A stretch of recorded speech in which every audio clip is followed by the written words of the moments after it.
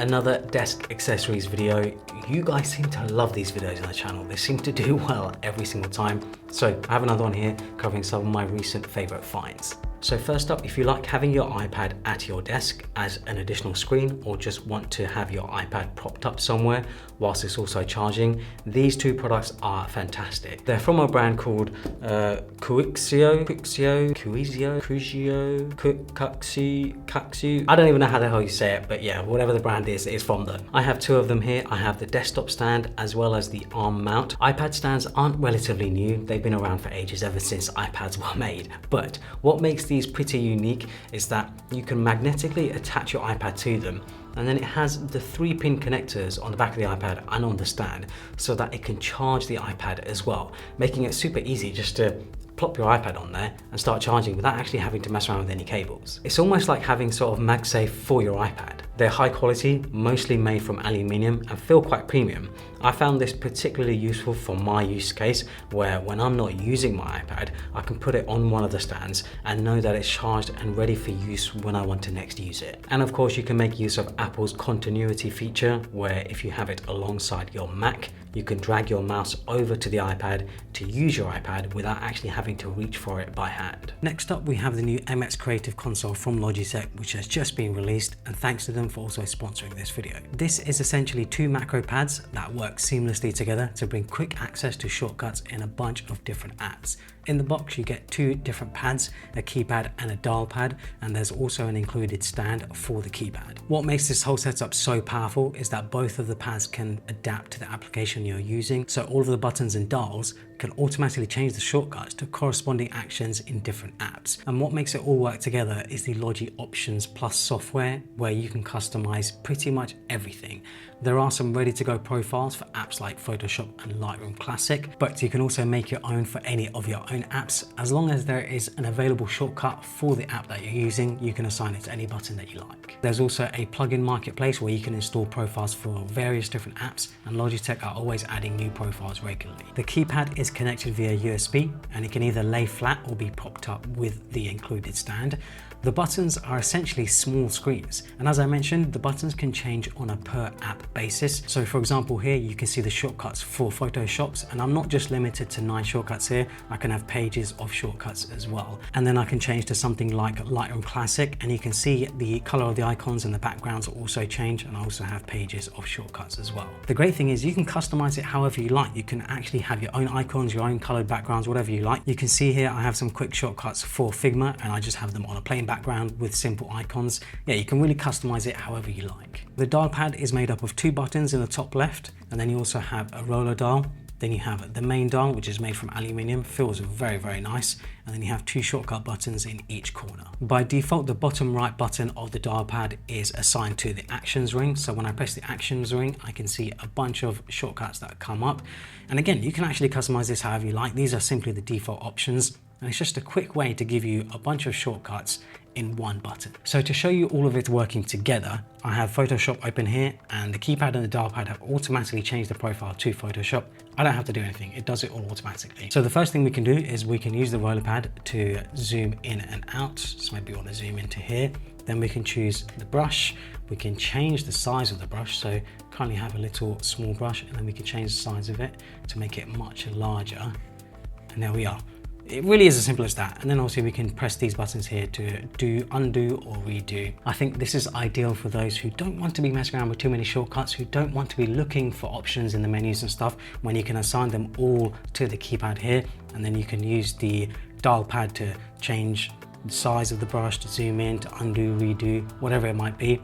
Very, very useful. For this video, I've set up the keypad and the dial pad together just so that you can see it on video, but I do think my ideal setup is to have the keypad to the left of my keyboard and have the dial pad to the right of my mouse. Then my hands are moving the least amount possible, and I'm able to do a ton of shortcuts without moving my hand away too much from the mouse or the keyboard. Anyone who purchases the MX Creative Console also gets 3 months of the Adobe suite. Whether you're a current member or a new member, doesn't matter, you can apply it to your account. So make sure to check out the MX Creative Console. I'll leave a link to it down in the description below. Next up, we have the Audioengine A2 speakers. So when I'm in my office, when I'm in my studio, I am usually always listening to music, watching videos, something like that. I'm always having some sort of audio stimulation, you could say. So I like having desktop speakers because I prefer them over a pair of headphones. I also want a high quality pair of desktop speakers that aren't too big for my desk. These are perfect. They look fantastic. I have the black pair here with the angled stands to angle them up towards my ears. And let me say, angling them up towards your ears rather than just having them sort of sit flat on the desk makes an absolutely huge difference. I feel like it makes the sound much sharper. There's a bunch of ways to connect them. You can use the standard 3.5mm line in, you have Bluetooth, and you also have USB. I have them connected via USB to my Mac. The most impressive thing about these for me is how big they sound considering how small they are. I feel like the soundstage for them just feels very, very large when I'm sitting at my desk, looking at my computer. I have the speakers either side of me. It just feels like a very wide soundstage. I do also have an absolutely ginormous subwoofer connected to them to get more of the deep low end bass. That's just usually what I like, and I would recommend it if you're someone who likes to listen to bass heavy things, but you don't really need them. It totally depends on what you're going to listen to, what you're going to use them for. I don't think a subwoofer is absolutely necessary. I just like it for my experience. I was also looking at the KEF LSX2 LTs, but I just found them a bit too big for my setup, and they are 4 times the price of the Audioengine A2s. So they're very much a premium line of speakers. They're meant to be for sort of high-end sort of audiophile listening, you could say.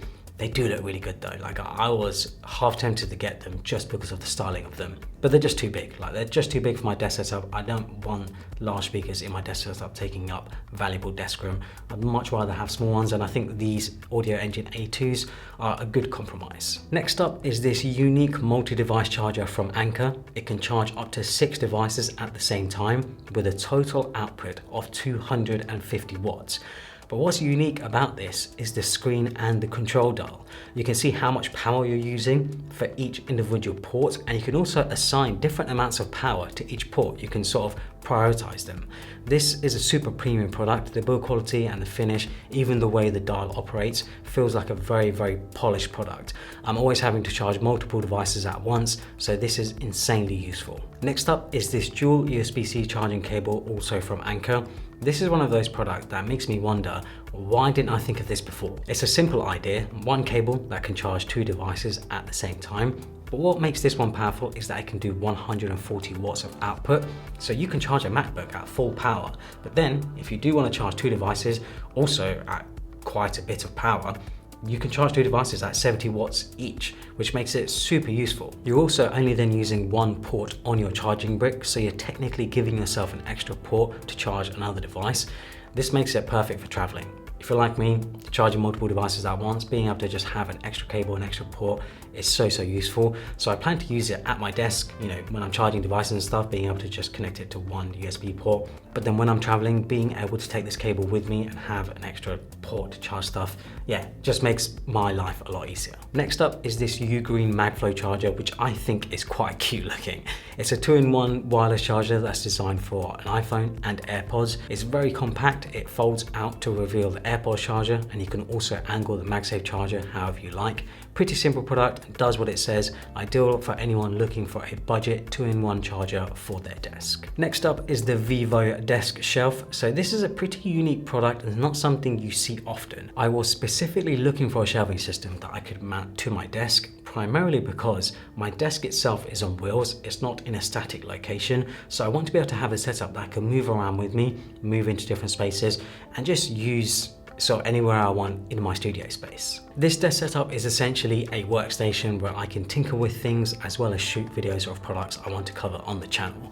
There's also this felt board where you can magnetically pin stuff, which is pretty clever. I've also hung one of my video tube lights on there to give me a bright light when I'm working on something, whilst also making it very handy for when I want to record something. Really impressed with this product, and it's much sturdier than I expected. So hopefully you guys enjoyed this video. I will of course leave links to everything down in the description below. Follow me on Instagram and Twitter, and subscribe for more.